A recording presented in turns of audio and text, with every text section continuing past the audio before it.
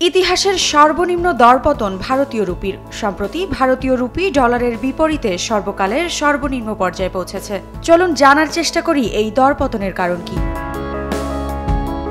ভারতের রুপির মূল্যমান হারানোর কারণ হিসেবে বলা হচ্ছে বাণিজ্য ঘাটতি বৃদ্ধি। আমদানি ব্যয় রপ্তানি আয়ের তুলনায় বেশি হওয়ায় বাণিজ্য ঘাটতি বেড়েছে। এমন পরিস্থিতিতে বৈদেশিক মুদ্রার চাহিদা বাড়ে, যা রুপির মানের ওপর নেতিবাচক প্রভাব ফেলে। অন্যদিকে আরেকটি কারণ হিসেবে উল্লেখ করা যায় বিদেশি পুঁজি প্রত্যাহার। কারণ বৈদেশিক অর্থনৈতিক অস্থিরতা এবং অন্যান্য বাজারে উচ্চতর রিটার্নের প্রত্যাশায় বিদেশি বিনিয়োগকারীরা ভারত থেকে পুঁজি প্রত্যাহার করছেন। ফলে রুপির ওপর আরও চাপ সৃষ্টি হচ্ছে। পাশাপাশি ডোনাল্ড ট্রাম্প যুক্তরাষ্ট্রের প্রেসিডেন্ট নির্বাচিত হওয়ার পর আন্তর্জাতিক বাজারে ডলারের দাম বেড়েছে ও বন্ডের বিপরীতে অতিরিক্ত মুনাফা পাওয়া যাচ্ছে।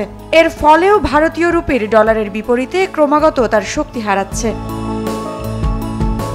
আইডিএফসি ফার্স্ট ব্যাংকের তথ্য অনুযায়ী চলতি বছরের এপ্রিল থেকে নভেম্বর পর্যন্ত ভারতের বাণিজ্য ঘাটতি গত বছরের একই সময়ের তুলনায় 18.4% বৃদ্ধি পেয়েছে। এছাড়া ভারতে বিনিয়োগ করা বিদেশি অর্থ ও ঋণ প্রত্যাহার করা হয়েছে, যার পরিমাণ চলতি প্রান্তিকে 1030 কোটি ডলার। আগের প্রান্তিকে ভারতে 2000 কোটি ডলারের বিনিয়োগ এসেছিল।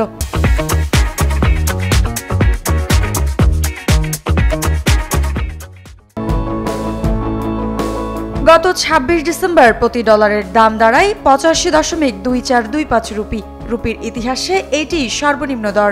অক্টোবরের শুরু থেকে রুপি দাম হারিয়েছে 1.74%। ধারণা করা হচ্ছে 2025 সালের সেপ্টেম্বরের মধ্যে 86 রুপিতে দাঁড়াতে পারে প্রতি ডলারের দাম। মৃত্তিকা বিশ্বাস, নিউজ 24।